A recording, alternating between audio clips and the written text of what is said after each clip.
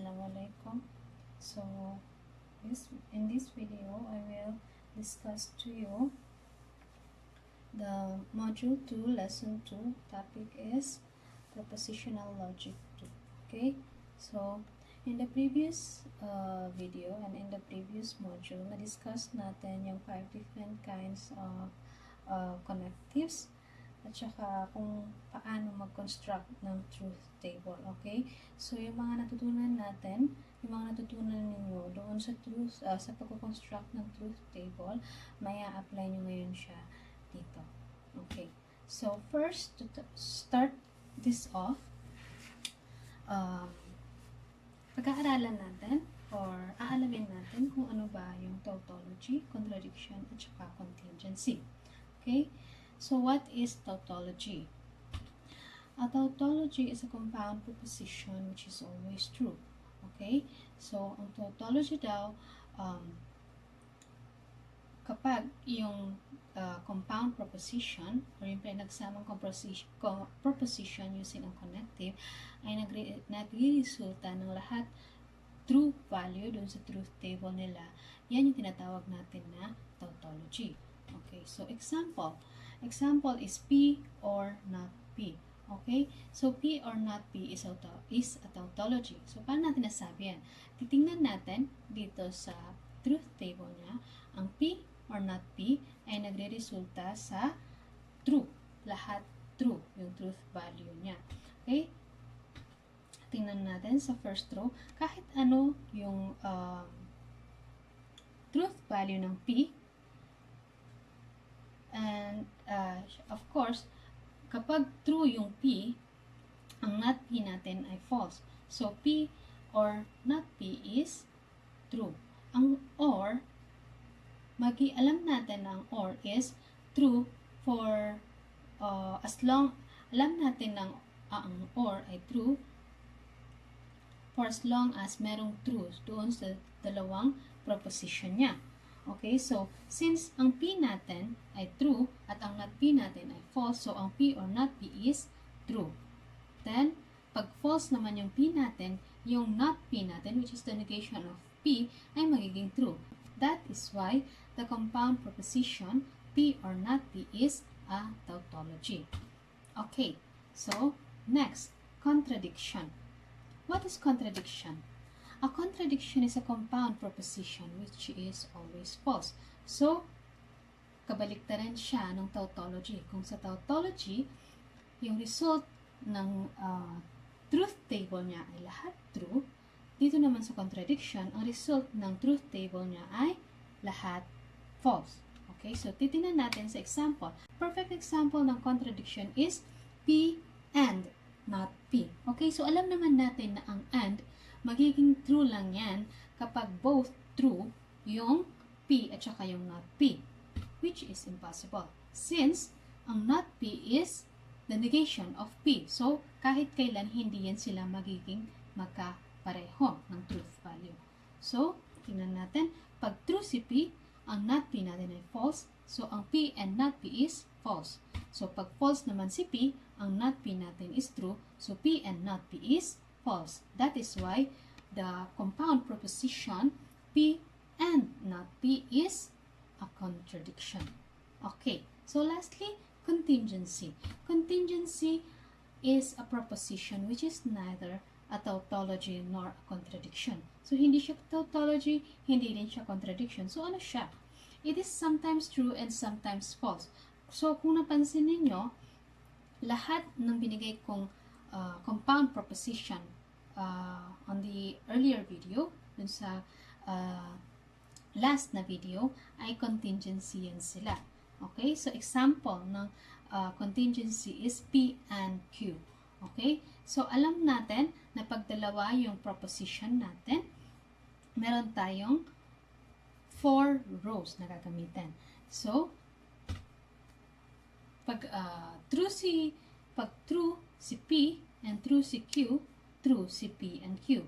Pag true si P and then false si Q, false si P and Q, and so on. So, makikita mo doon sa row, sa truth value ni P and Q, meron tayong true at saka false. Okay? So, matatawag natin ang P and Q is a contingency. It is not a tautology and it is not a contradiction dahil meron siyang true and meron din siyang false. Okay. So, next topic natin is propositional equivalence. What is propositional equivalence? So, two compound propositions P and Q are logically equivalent if and only if Q is a tautology. Okay? Yung dalawang compound propositions na P and Q ay logically equivalent if yung resulta ng P, if and only if Q nila ay tautology or lahat true. Okay. So, we write propositional equivalence as these symbols, okay, where P and Q are compound propositions. So, tatandaan ninyo, compound propositions sa P and Q, hindi yan sila atomic propositions. So, yung atomic propositions, yan yung parang pinaka-basic form ng proposition. Like, this is red, diba?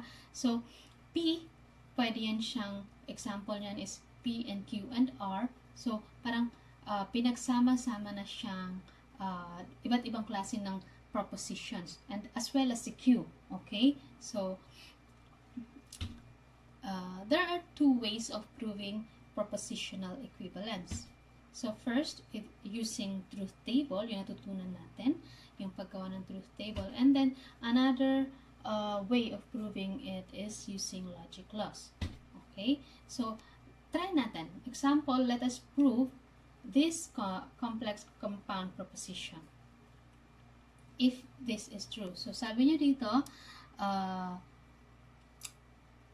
not P or Q and P and Q is logically equivalent to P and Q. So, i-prove natin if tama ba ito using the truth table. Okay? When proving using the truth table, na-define na natin yan or na-isa-isa na natin yan siya doon sa module nyo last. So, ulitin natin. When constructing the truth table, inisa-isa ko yung steps dito. First, you will identify the number of rows. Second step, identify the number of columns. Third step, you arrange the propositions into the columns. Okay? And then lastly, we fill in the table with the truth values of those propositions. Okay? So, let's step number 1, identify the number of rows. So, i-identify natin kung gaano ba karami yung rows ng truth table natin. Okay? So, alam naman natin na yung number of rows is equals to 2 to the power of the number of atomic proposition na nandun sa compound proposition mo. So, since meron tayong P and Q dito sa compound proposition natin, so meron tayong dalawang atomic proposition. So, 2 to the power of 2 is equals to 4. Okay? So, meron tayong 4 rows doon sa truth table natin. Next, i-identify natin yung number of columns. Okay?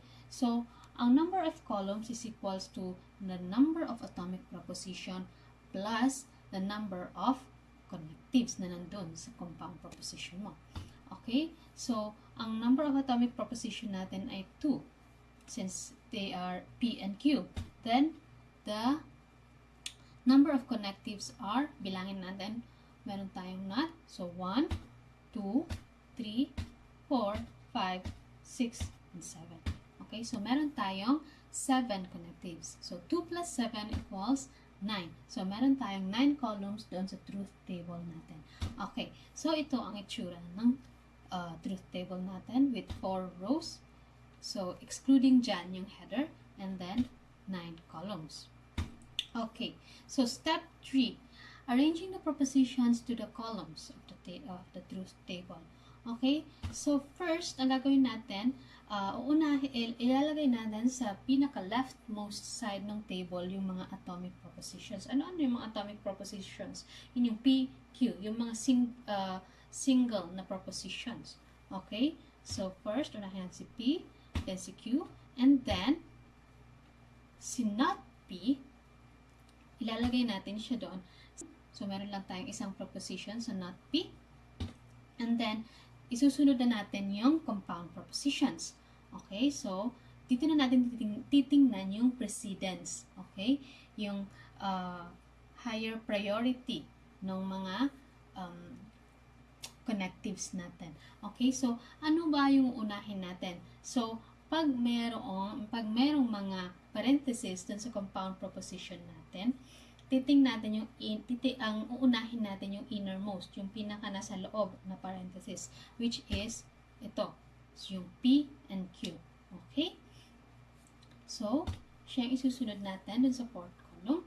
And then, next is the P and Q, dun sa labas lang niya. So, P and Q.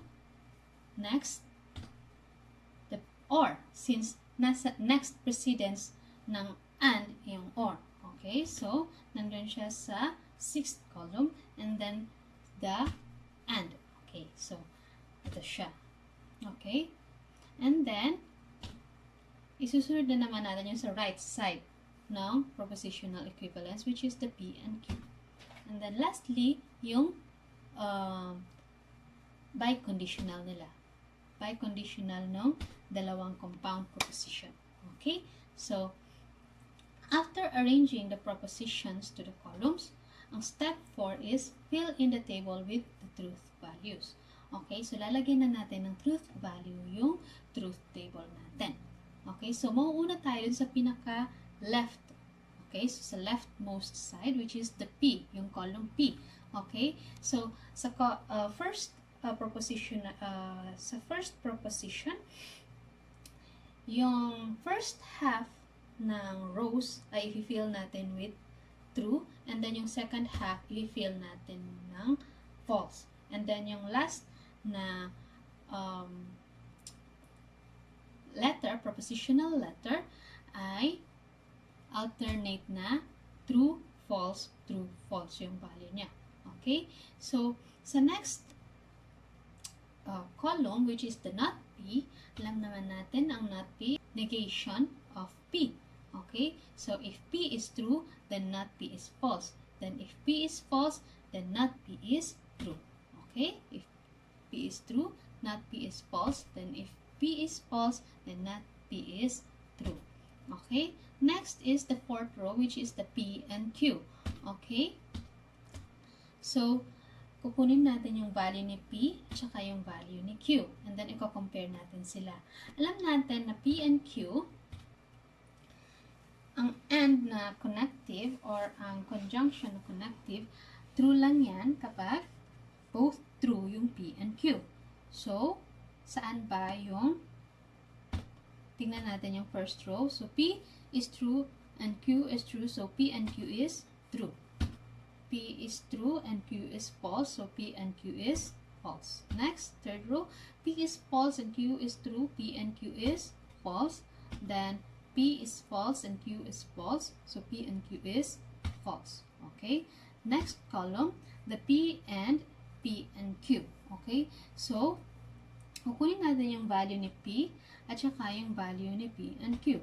And then, yun yung i-compare natin sa AND para makuha yung value ng P and Q. Quote-unquote P and Q. Or parenthesis P and Q. So, first row, P, true, and true is true. True, and then so the rest, since wala na tayong value dyan where both propositions are true, so lahat yan sila false. Okay? Second row is false, third row is false, then fourth row is false. Next column, not P or not Q. Okay? So, dito natin sila kukunin sa dalawang columns na ito.